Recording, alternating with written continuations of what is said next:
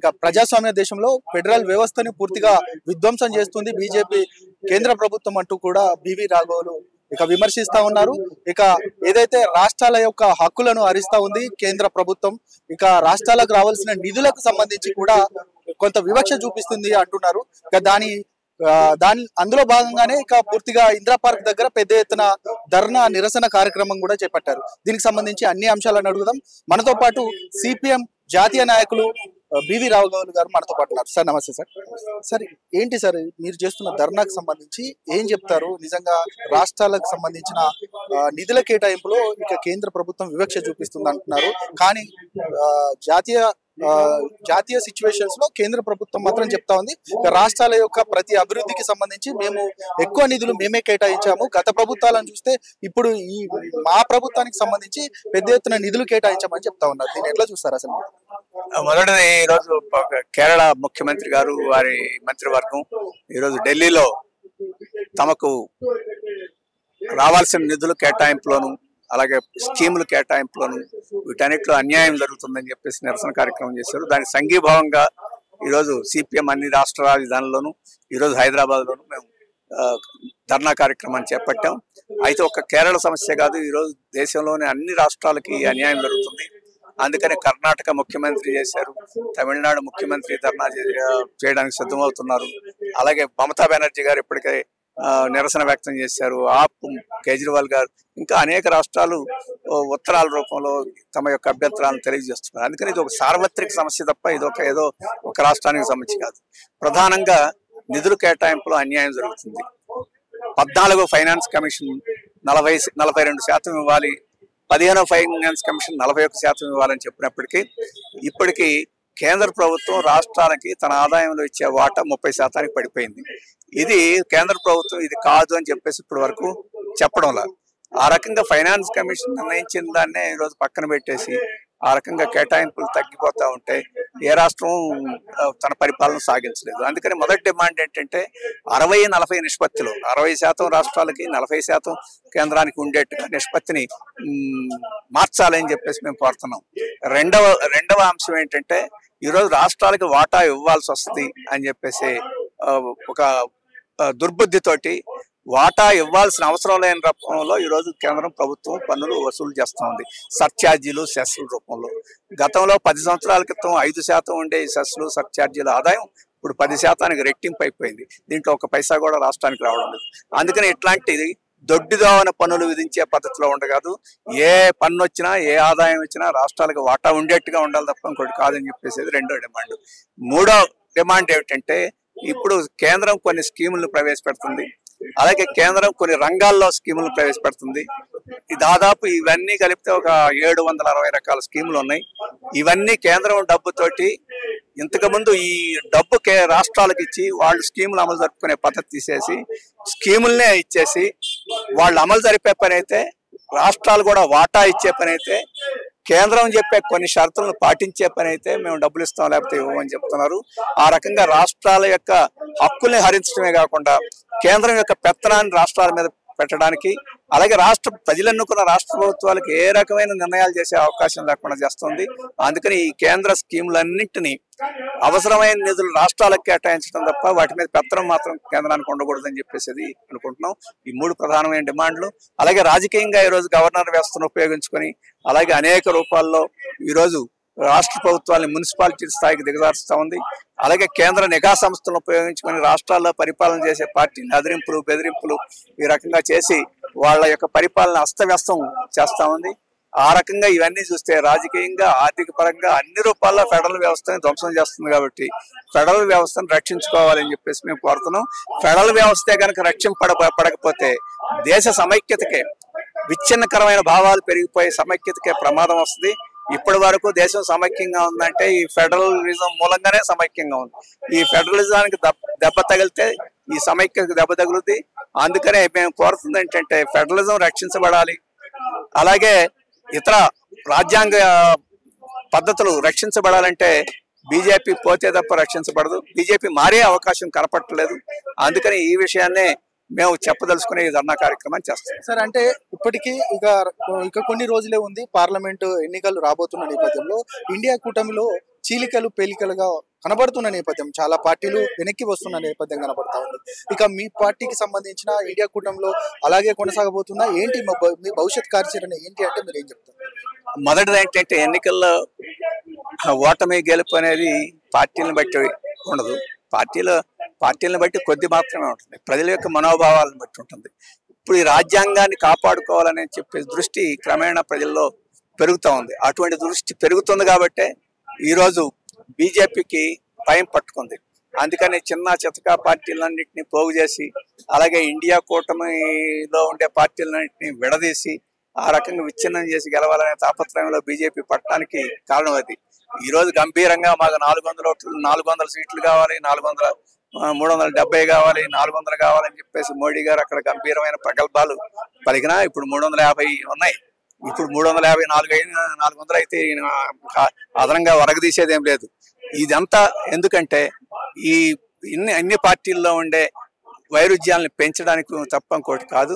నేను మొదటనే చెప్పినట్టు పార్టీలను బట్టే కాదు, ప్రజలను బట్టి గెలుపోవటంలు ఉంటాయి. ఈరోజు ఇండియా కూటమి నుంచి కొంతమంది అవకాశవాదంగా వెళ్ళిపోయినా బీజేపీకి వ్యతిరేకంగా పోరాడే శక్తులు ఖచ్చితంగా ప్రజలు ఆదరిస్తారని చెప్పేసి ఈరోజు దేశంలో ఉండే వాతావరణం స్పష్టంగా కనిపిస్తుంది. ఆ రకంగా బీజేపీని నిర్వహించగలము. ఈరోజు ఎవరు ఐక్యంగా ఉన్నారని కాదు, ఎన్నికలైన తర్వాత ఎవరు కలుస్తారని చెప్పేసి, ఎన్నికలైన తర్వాత అయినా వీళ్ళందరూ కలిసి బీజేపీని అధికారంగా రాకుండా చేసే పరిస్థితి ఉందని చెప్పేసి మేము అనుకుంటున్నాం. మీరు అన్నట్టుగానే దాదాపు అంటే విశ్లేషకులు చెప్తా ఉన్నారు 400 సీట్లు బీజేపీకి రాబోతున్నాయని. అసలు మీ అంచనా ఏంటి? ఇండియా కూటమికి సంబంధించి ఎన్ని సీట్లు రాబోతున్నాయి? మీరు ఒకవేళ సీట్లకు సంబంధించి మిగతా వారందరినీ కలుపుకొని ప్రభుత్వాన్ని ఎన్ని సీట్లతో ఏర్పాటు చేయబోతున్నారంటే మీరు ఏం చెప్తారు, మీ అంచనా? ఇప్పుడు ఉదాహరణకు నేను కూడా విశ్లేషణలన్నీ విన్నాను. విశ్లేషకులు ఈ 400 వస్తేనే ఎవరో చెప్పడం లేదు. కొన్ని ప్రత్యేక సందర్భాలు వస్తేనే అట్లాంటి అవకాశం ఉంది. ఇంతకుముందు ఇందిరాగాంధీ చనిపోయినప్పుడు వచ్చింది, లేకపోతే రాజీవ్ గాంధీ హత్య చేసినప్పుడు వచ్చింది. అట్లాంటి సందర్భాలు ఇప్పుడు వాళ్ళు బీజేపీ వాళ్ళను కోరుకుంటున్నారో మాకు తెలియదు. అట్లాంటివి జరగకూడదని మేము కోరుకుంటున్నాం మొదటిది. అందుకని అట్లాంటిది జరిగే అవకాశం లేదు, జరగాలని కోరుకోవడం లేదు. కాబట్టి అంత విస్తృతమైన విజయం సాధించే అవకాశమే లేదు. ఇక రెండవది, బీజేపీ ఇప్పటికే ప్రధానమైన రాష్ట్రాల్లో 100% గెలిచేసినాయి. ఇప్పుడు 9 హిందీ రాష్ట్రాల్లో మొత్తం సీట్లు 12 తప్ప మిగతా ఈ రోజుకి బీజేపీలో జేబులో ఉన్నాయి. అవి బీజేపీలోంచి జేబులో జారిపోవడం తప్ప కొత్తగా దాంట్లోకి జొరబడేదేమీ లేదు. ఇక దక్షిణాది రాష్ట్రాల్లో దానికి 1 ఒక చోట పెరిగితే ఒక చోట తగ్గడం తప్ప. అందుకని ఇవన్నీ వివరాలు చూస్తే వాళ్ళు చెప్పే అన్ని పోసుకోలు కబుర్లు అనుకోవాలి, లేకపోతే ఓడిపోయే వాళ్ళు గంభీరంగా మాట్లాడుతుంటారు చూడు, అట్టా చెప్పి అనుకోవాలి తప్ప ఆ 400 సీట్లు అని చెప్పేసి ఫిగరు అది ఒక రెటరిక్, ఏమంటాం, డెమగాకి చెప్పే మాటలు తప్ప ఇంకోటి కాదు. సార్, ఇంకొకటి ఏంటంటే ధరల పెరుగుదల, మిగతా ప్రజా సమస్యలకు సంబంధించి మీరు ఏదైతే పెద్ద ఎత్తున మూవ్మెంట్ చేస్తూ ఉన్నారు, ఉద్యమాలు చేస్తూ ఉన్నారు, కానీ ధరల సమస్యలను వాటన్నిటిని ప్రజల మధ్యలోకి తీసుకెళ్లడంలో మీరు కొంత విఫలమయ్యారు. నిజంగా రామాలయం అనే ఒక ట్యాగ్ లైన్, అంటే రామాలయాన్ని ప్రాణప్రతిష్ఠ చేసి టెంపుల్కి ఇక ప్రజల మధ్యలోకి ఇప్పుడున్న కేంద్ర ప్రభుత్వం పోయింది. వాళ్ళు పోయిన బలంగా మీరు ప్రజా సమస్యల్ని తీసుకెళ్లడంలో విఫలమయ్యారంటే మీరు ఏం చెప్తారా సార్? ఇది కూడా ఎగతాళిగా ఉంది. అంటే రాముడు ప్రజల్లో లేనట్టు ఇప్పుడు అకస్మాత్తుగా ఆర్ఎస్ఎస్ బీజేపీ వాళ్ళు ప్రజల ఇళ్లలోకి తీసుకెళ్ళినట్టు చెప్పడం అనేది చాలా అవివేకమైంది. భక్తి భావం రాముడు కావచ్చు, కృష్ణుడు కావచ్చు, యేసు ప్రభుగా ఎవరి మనోభావాల్లో వాళ్ళకి ఉన్నాయి. ఇప్పుడు బీజేపీ చేసింది ఏంటంటే ఈరోజు కార్పొరేట్ మీడియా కానీ వీటన్నిటిని దృష్టిలో పెట్టుకొని, అలాగే మొత్తం కార్పొరేట్ శక్తులు డబ్బుల్ని వాటన్నిటిని దృష్టిలో పెట్టుకొని ఈరోజు ప్రజలు అడుగుతున్న కోరికలు ధరల గురించి కావచ్చు, ఫెడరలిజం గురించి కావచ్చు, డబ్బు గురించి కావచ్చు, ఇట్లాంటివి ఏవైతే ప్రజల సమస్యలు ముందుకు వస్తున్నాయో, అలాగే కార్మికులు, రైతులు, వ్యవసాయ కార్మికులు, దళితులు వీళ్ళందరూ ఏ సమస్యలను అయితే ముందుకు వస్తున్నారో వాటికి పెద్ద ప్రచారం రాకుండా వాటిని కప్పి పెట్టేదానికి ప్రభుత్వమే స్పాన్సర్ చేసి, ప్రభుత్వమే సెలవిచ్చి, ప్రభుత్వమే అడ్వర్టైజ్మెంట్లు పెట్టి, ప్రభుత్వమే యంత్రాంగాన్ని ఉపయోగించి ఈరోజు ఈ రామాలయం విషయాన్ని ఒక ప్రచారాస్త్రంగా ముందుకు తీసుకొచ్చింది. అది భక్తి అస్త్రంగా కాదు, ప్రచారాస్త్రంగా ముందుకు తీసుకొచ్చింది. ఆ రకంగా వీటిని కప్పి పెట్టడానికి, వీటిని మరుగుపరచడానికి చేసిన ప్రయత్నం తప్ప ఇవన్నీ చాలా చాలా తీవ్రమైన ఆందోళన అంశాలుగా ఈరోజు ప్రజల్లో ఉన్నాయి. మీరు చెప్పిన అన్ఎంప్లాయ్మెంట్ కావచ్చు, ధరలు కావచ్చు, ఇవన్నీ వారు ఎంత కప్పి పెట్టినా నిజమైన సమస్యలు ఎక్కడికి పోతాయి? అంటే మీ భవిష్యత్ కార్యాచరణ ఎట్లా ఉండబోతుంది? నిజంగా బీజేపీని నిలువరించే ఆ వ్యూహం ఏంటి అంటే మీరు ఏం చెప్తారు సార్? మొదటిది ఏంటంటే దీనికి అఖిల భారత స్థాయిలో జరిగేది కాదు. ఎందుకంటే అఖిల భారత స్థాయిలో ఒకే పార్టీ ఈరోజు బీజేపీ ఆర్ఎస్ఎస్ లాగా మిగతా పార్టీలన్నింటినీ చేసే ఒక ఏకఖండమైన ఒక నిరంకుశమైన పార్టీ ఏమి లేదు. ఇది దేశంలో వివిధ రాష్ట్రాల్లో వివిధ రకాల రాజకీయ శక్తులు అనేవి ప్రజల మధ్య ఉన్నాయి, ప్రజల్లో పలుకుబడి కూడా కలిగి కూడా ఉన్నాయి.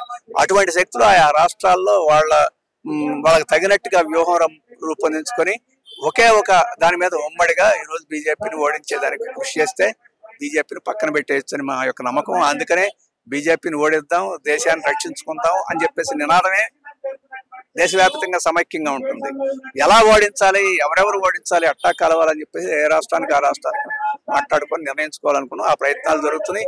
ఆ ప్రయత్నాలకు జయప్రదం అవుతాయని మేము అనుకుంటున్నాం. సరే, ఇక్కడ ఈ రాష్ట్రంలో చూసినట్టయితే ఇప్పుడు ప్రస్తుతం ఉన్న కాంగ్రెస్ ప్రభుత్వానికి సంబంధించి మీరు మద్దతుగా ఉన్నట్ట లేనట్ట అంటే ఏం చెప్తారు సార్?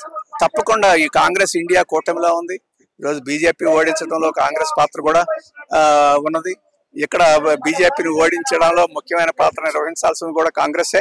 కాబట్టి బీజేపీకి వ్యతిరేకంగా పోరాటంలో తప్పకుండా ఇక్కడ కాంగ్రెస్ ముందుకి వచ్చిన మేరకు దాంతో కలిసే మేము పనిచేస్తాం. అంటే ఇప్పటికే ఎలక్షన్స్ లో మీరు ఒంటరిగా వెళ్ళారు, ఇక కాంగ్రెస్ తో జత కట్టలేదు అనేది మాత్రం అందరికి తెలిసిన విషయమే.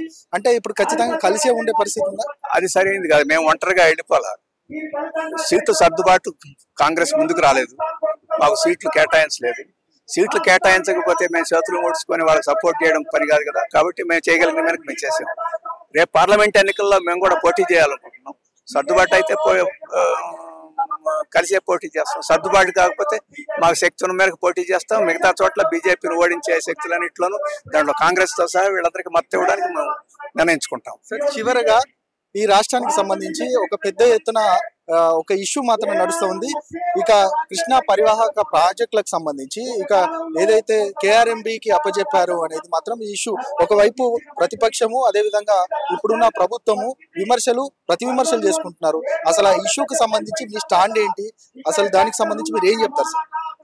మొదటిది ఏంటంటే నదీ జలాల వివాదాలు ఇప్పుడు కొత్తవి కాదు. గతంలోనూ అంతర్రాష్ట్ర వివాదాలు ఉన్నాయి, ఇప్పుడు ఉన్నాయి. గతంలో ఆంధ్రప్రదేశ్ అంతా ఉమ్మడిగా ఉంది కాబట్టి మన వివాదం అంతా కర్ణాటక, మహారాష్ట్ర ఈ రాష్ట్రాలతోటి, లేకపోతే ఛత్తీస్గఢ్ ఈ రాష్ట్రాలతోటి ఉండేవి. దాన్ని పరిష్కరించుకునే దానికి చర్చల ద్వారాను, కేంద్ర ప్రభుత్వం సహాయం ద్వారాను, ట్రిబ్యునల్స్ ద్వారాను చేసుకునేవాళ్ళం. ఇప్పుడు 14లో తెలంగాణ కాంగ్రెస్ విడిపోయింది కాబట్టి కృష్ణా పరివాహక ప్రాంతంలో బార్డర్ చాలా ఎక్కువ ఉంది, గోదావరికి తక్కువ ఉంది. ఆంధ్రాకిను తెలంగాణకి గోదావరి విషయంలో తక్కువ భాగం ఉంది, ఇక్కడ ఎక్కువ భాగం వివాదం ఉంది. ఖచ్చితంగా సహజంగా సమస్యలు తగాదాలు వస్తాయి. వీటిని చర్చల ద్వారా పరిష్కారం చేసుకోవడం ద్వారా తప్ప దీన్ని ఏదో ఆందోళన ద్వారా పరిష్కారం చేసుకునే సమస్య లేదు. ఎందుకంటే ఎన్నికలకు ముందు ఆంధ్ర వాళ్ళు పోలీసులను పెట్టి ఆక్రమించుకునే ప్రయత్నం చేశారు. ఆ రకంగా దుందుడుగ్గా వ్యవహరించారు. అట్టాటి చర్యలు ఎవరికి ఉపయోగం లేదు. అట్టాటి ఎవరు చేసినా తప్పు. కాబట్టి చర్చల ద్వారా పరిష్కారం చేసుకోవాలి. మనకు చర్చల పరిష్కారం చేయకపోతే కేంద్ర ప్రభుత్వ సహాయం తీసుకుని పరిష్కారం చేసుకోవాలి. అది కూడా సహాయం చేయకపోతే ఒక స్వతంత్రమైన సంస్థ ట్రిబ్యునల్ ద్వారా పరిష్కారం చేసుకోవాలి తప్ప ఇంకో మార్గం లేదు. ఇప్పుడు బీఆర్ఎస్ వారు, కాంగ్రెస్ వారు ఇదేదో వాళ్ళిద్దరూ కొట్లాడుకుంటే పరిష్కారం అయిపోద్ది అన్నట్టుగా వ్యవహారం ఉంది. అంటే బీజేపీ బీఆర్ఎస్ వాళ్ళు కాంగ్రెస్ వాళ్ళని తిడితే, కాంగ్రెస్ వాళ్ళు బీఆర్ఎస్ అని తిడితే ఇదేదో పరిష్కారం అయిపోయేట్టు కనపడుతుంది. అది తప్పు. దీనికి మూలం ఏమిటో దానికి చర్చ చేసుకోవాలి. ఆంధ్ర తెలంగాణకి అయితే ముందు రాష్ట్ర ప్రభుత్వాలు కూర్చొని చర్చ చేసుకోవాలి. అక్కడ కాకపోతే కేంద్రంతో కూర్చోవాలి. అక్కడ కాకపోతే కోర్టుకి వెళ్ళాలి. కోర్టుకు కూడా వెళ్ళకపోతే ఒక స్వతంత్రమైన సంస్థ పరిష్కారం చేసుకోవాలి. ఇంతకు ముందు ఉన్న పద్ధతి అదే, ఇప్పుడున్న అనుసరించాల్సిన పద్ధతి అదే. కొత్త పద్ధతి ఏం లేదు. లేదే వీళ్ళిద్దరూ పరిష్కారం కొట్లాడుకుంటే కుస్తీ పోటీ ఏర్పాటు చేస్తాం, ఇబ్బంది ఏమీ లేదు. ఇది మొత్తానికి రాఘవల్ గారు చెప్తా ఉన్నారు. ఖచ్చితంగా కేంద్ర ప్రభుత్వానికి సంబంధించి రాష్ట్రాల మీద వివక్ష చూపిస్తా ఉంది. ఇక ఏదైతే కేఆర్ఎంబి పరిధిలో వచ్చిన ఏదైతే కృష్ణా పరివాహక ప్రాజెక్టులకు సంబంధించి వాటన్నిటిని కూడా చర్చల ద్వారా ఇక పరిష్కరించుకోవాలి.